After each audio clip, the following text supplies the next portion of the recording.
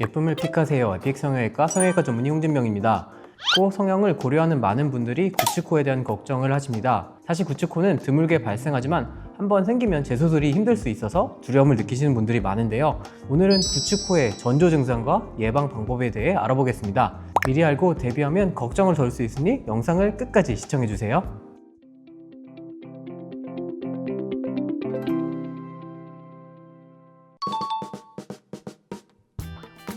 한 가지 원인보다는 여러 가지가 복합적으로 작용하는 경우가 많은데요. 그래도 가장 큰 원인은 염증이라고 생각합니다. 감염이나 염증이 발생하면 조직이 점점 수축하면서 구축이 생길 수 있습니다.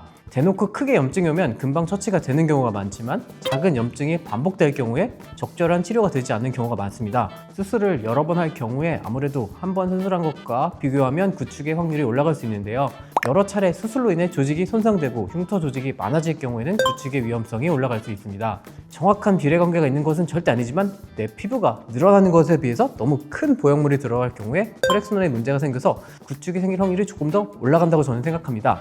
마찬가지로 아직 책에 나오거나 논문이 나온 부분은 아니라고 생각하는데요. 경험적으로 좀 피부가 잘 늘어나고 얇은 분에 비해서 피부가 좀 두껍고 잘 늘어나지 않으면서 모공이 좀 많은 피부에서 구축을 좀 더 많이 관찰하는 경우가 있습니다. 수술 기술 부족으로 수술 시간이 너무 길어지거나 조직 손상이 많아질 경우에도 구축 확률이 올라갈 수도 있죠. 이건 정말 케바케라고 생각하는데요. 수술 후 수개월부터 수년이 지난 후에도 발생할 수 있습니다. 그런데 이제 한 번에 휙 하고 생기는 것이 아니라 서서히 코가 들리면서 생기기 때문에 구축을 얼른 인지하고 조치를 빨리 받는 게 더 중요합니다. 통증이 동반된 경우보다는 통증 없이 찾아오는 경우가 많고요. 통증보다는 코에 이 당김이나 압박감을 느끼면서 구축을 발견하는 경우가 더 많습니다. 아무런 증상 없이 외형적인 변화만 나타나기도 하고요. 따라서 통증 유무만으로는 구축코를 판단하기는 어렵습니다. 그러면 구축코의 초기 징후는 뭘까요? 일단 스스로 느끼는 증상 중에 가장 많은 증상은 코끝에 이 당김과 조이는 느낌입니다.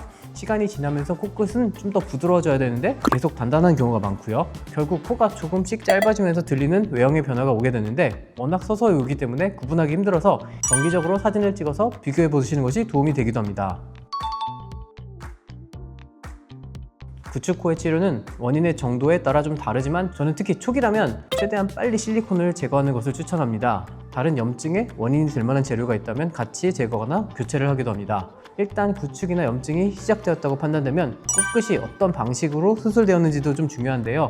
비중격이 굉장히 튼튼하거나 이 늑연고를 이용해서 튼튼하게 코끝 수술이 되어 있다면 실리콘만 제거 후에 구축력을 먹으면서 지켜보고요.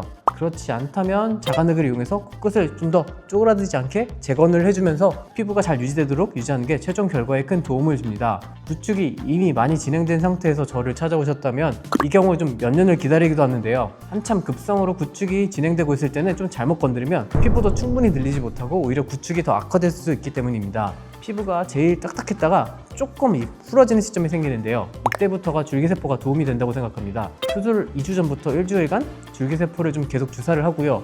일주일에 휴식기를 갖고 수술을 진행하면 피부가 조금이라도 더 부드러워져서 코끝을 조금 더 늘릴 수 있습니다. 구축코는 정해진 정답이 없기 때문에 진료 후에 각자의 상황에 맞게 치료를 진행해야 됩니다. 구축이 일단 진행되면 치료가 힘들고 손이 굉장히 많이 가기 때문에 예방이 또 중요하죠. 특히 염증의 예방이 중요하기 때문에 콧대가 점점 빨개지거나 피부 트러블이 반복적으로 생기거나 코에서 이상한 냄새가 나는 것 같다면 수술한 병원에서 꼭 체크를 받아보시길 추천드립니다. 일단 염증이 의심되면 조기에 항생제 복용이 추천되고 이제 후전 후에도 다시 염증 의심 증상이 발생했다면 실리콘의 교체나 제거를 적극적으로 고려해 보시는 것이 좋습니다. 흡연은 조직 회복을 방해하고 염증을 유발할 수 있기 때문에 수술 전으로 금연은 굉장히 필수입니다. 무보형물로 수술을 했다면 수술 전 정맥 항생제 투여만으로도 충분할 수 있겠지만 보형물을 넣었다면 감염 예방을 위해 처방한 약물을 정확히 복용하는 것도 중요합니다. 보형물 코 성형에서도 구축코가 생길 수 있는 걸까요? 굉장히 잘 안 생기긴 하는데요. 늘 0%는 없으니까요.